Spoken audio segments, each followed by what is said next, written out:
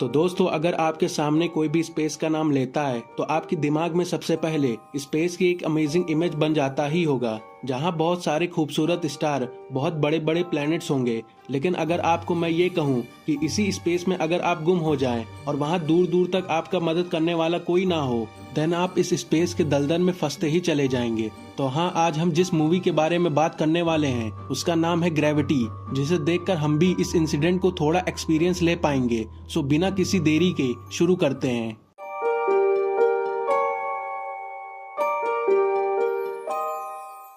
तो मूवी की शुरुआत में हम कुछ एस्ट्रोनॉट को स्पेस में देखते हैं, जहां पर हमें मूवी के मेन कैरेक्टर रेयान और मैट से इंट्रोड्यूस करवाया जाता है, जहां पर वो STS-157 हम्बल स्पेस टेलीस्कोप के हार्डवेयर को अपडेट कर रहे थे और काम करते करते उन दोनों की आपस में बातचीत शुरू हो जाती है, जिसे हमें पता चलता है कि वो सभी एस्ट्रोनॉट अपने मिशन को कंप्लीट करने के लिए एक हफ्ते से भी ज्यादा वक्त स्पेस में ही बिता चुके हैं और ये रियान का स्पेस में पहला मिशन भी होता है, जिसके कारण उसे स्पेस में अपना काम करने में थोड़ी सी दिक्कत आ रही थी। अब आगे की कन्वर्सेशन को कंटिन्यू करते हुए मैट रेयान से पूछता है कि उसे स्पेस में अब तक सबसे अच्छा क्या लगा, जिस पर रेयान उससे कहती है कि यहाँ की शांति उसे सबसे अच्छी लगी, क्योंकि यहाँ दूर दूर तक किसी का भी कोई शोर शराबा या किसी का चीखना चिल्लाना नहीं है। जिसे सुनकर मैट इस बात को डिनाई नहीं करता है कि स्पेस से ज्यादा शांत जगह पृथ्वी पे कहीं नहीं है, और बात बात में ही उन दोनों को पता चलता है कि उनका स्पेस मिशन कुछ ही देर में खत्म होने वाला है।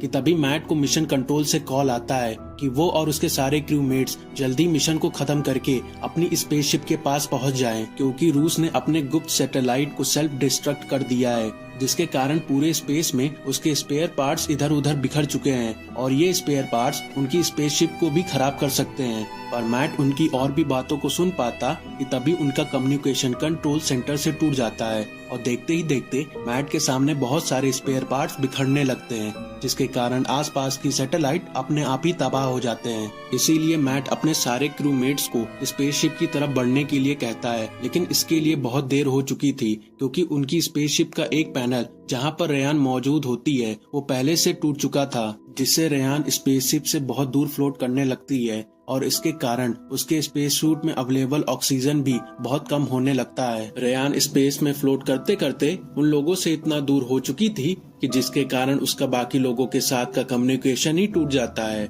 और वो किसी से भी हेल्प नहीं मांग पा रही थी। रेयान को अब अंदर ही अंदर महसूस होने लगता है कि शायद अब उसकी जिंदगी के आखिरी पल आ चुके हैं, लेकिन तभी उसे अपने सूट की कम्युनिकेशन डिवाइस से मैट की आवाज सुनाई दे रही होती है, जो कि उसे अपनी लोकेशन बताने के लिए कह रहा होता है। लेकिन रेयान को अपनी लोकेशन के बारे में कुछ भी नहीं पता था, इसीलिए मैट रेयान को अपने स्पेस सूट के लाइट को जलाने के लिए कहता है और कुछ ही देर में मैट रेयान की लोकेशन को ट्रैक करके वहां पर पहुंच जाता है। एंड एज ए ऑडियंस हमें पता चलता है कि मैट के सूट में एक ऐसा कंट्रोलर इंस्टॉल्ड है जो कि मैट के मुताबिक स्पेस में इधर उधर ट्रेवल कर सकता है। अब मैट रेयान को किसी तरह पकड़ के अपने साथ स्पेसशिप की तरफ ले जा रहा होता है, लेकिन तभी वो नोटिस करता है कि उसी का एक क्रूमेट उनकी तरफ फ्लोट कर रहा होता है, जिसको पकड़ने पर उनको पता चलता है कि उस एस्ट्रोनॉट के चेहरे से ऑलरेडी कोई चीज आर पार हो गई है, जिससे उसकी मौत हो चुकी थी। मैट अब रेयान को अपने सूट में 90 मिनट का टाइमर सेट करने को कहता है, क्योंकि स्पेस में फ्लोट कर रहे स्पेयर पार्ट्स को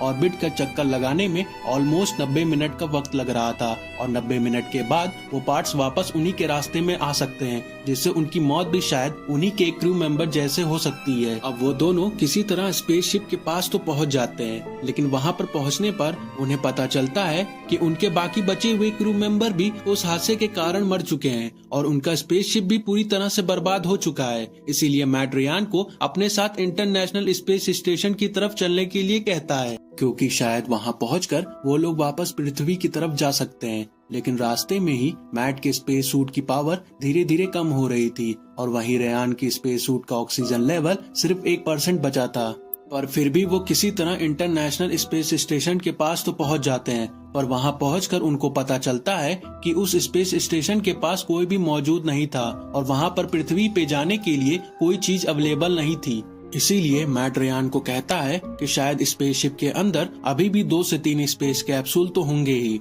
जिसकी मदद से हम लोग चीन की स्पेस स्टेशन के पास पहुंचकर वहां से पृथ्वी पर जाने का रास्ता निकाल लेंगे। और मैट अपने सूट की बची हुई सारी पावर को लगा के रेयान के साथ स्पेसशिप के अंदर घुसने की कोशिश भी करता है, पर अनफॉर्चुनेटली बीच में ही मैट के सूट का पावर खत्म हो जाता है, जिससे वो और रेयान जिस रोप की मदद से एक दूसरे को पकड़े हुए थे वो रोप स्पेसशिप के पैनल से लड़के टूट जाता है और मैट स्पेसशिप में फ्लोट करने लगता है, पर रेयान का पैर स्पेसशिप में फंसे हुए पैराशूट में ही फंस जाता है, जिसकी मदद से वो मैट को भी अपने हाथों से पकड़ लेती है। पर शायद ज्यादा वेट होने के कारण रेयान के पैर में फंसे हुए पैराशूट की रोप अपने आप ही उखड़ने लगती है। इसीलिए मैट रेयान को उससे बचाने की कोशिश करने के लिए मना करता है। रेयान उसकी बातों को नहीं सुनती, लेकिन मैट उसे समझाता है कि इसके कारण वो दोनों ही इस स्पेस में गुम हो जाएंगे, इससे अच्छा है वो खुद की जान को बचा ले। और इतना कहकर मैट अपने हाथों को रेयान के पकड़े हुए रोप से छुड़ा लेता है और वो खुद को स्पेस में फ्लोट करते करते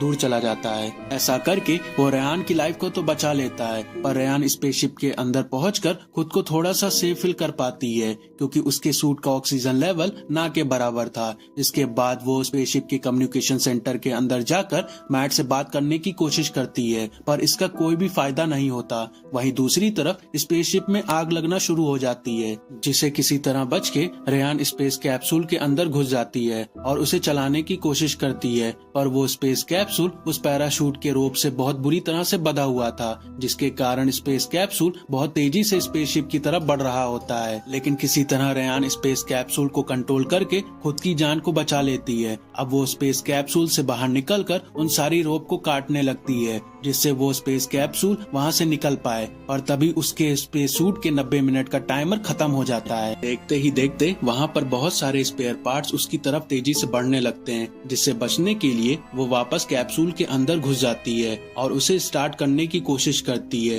लेकिन तभी रेयान को पता चलता है कि स्पेस कैप्सूल का फ्यूल अब खत्म हो चुका है, जिससे वो बहुत फ्रस्ट्रेट हो जाती है। इसीलिए वो उस कैप्सूल में लगे कम्युनिकेशन डिवाइस से पृथ्वी पर मदद मांगने की कोशिश करती है और उसका कम्युनिकेशन डिवाइस पृथ्वी से कनेक्ट भी हो जाता है। लेकिन रेयान को तभी पता चलता है कि उसके डिवाइस का कनेक्शन किसी रैंडम इंसान से हुआ है, जिसके कारण उसे कोई भी मदद नहीं मिल सकती। और इतने सारे सिचुएशन का सामना करके अब रेयान हार मान जाती है और वो अपने कैप्सूल के ऑक्सीजन को बंद भी कर देती है, जिसके कारण वो हेलुसिनेट होने लगती है, जहाँ पर वो मैट को अपने साथ स्पेस कैप्सूल में पाती है। और मैट रेयान को मोटिवेट कर रहा होता है कि वो खुद की जान को किसी तरह बचा सकती है। और जब रेयान होश में आती है तो उसके दिमाग में एक आइडिया आता है और वो स्पेस कैप्सूल को चलाने में कामयाब हो जाती है। अब वो उस चाइनीज स्पेस स्टेशन के पास पहुंच जाती है और एक सिलेंडर की हेल्प से वो खुद को चाइनीज स्पेस स्टेशन के अंदर पहुंचने की कोशिश करती है, पर उसका सिलेंडर बीच में ही खत्म हो जाता है।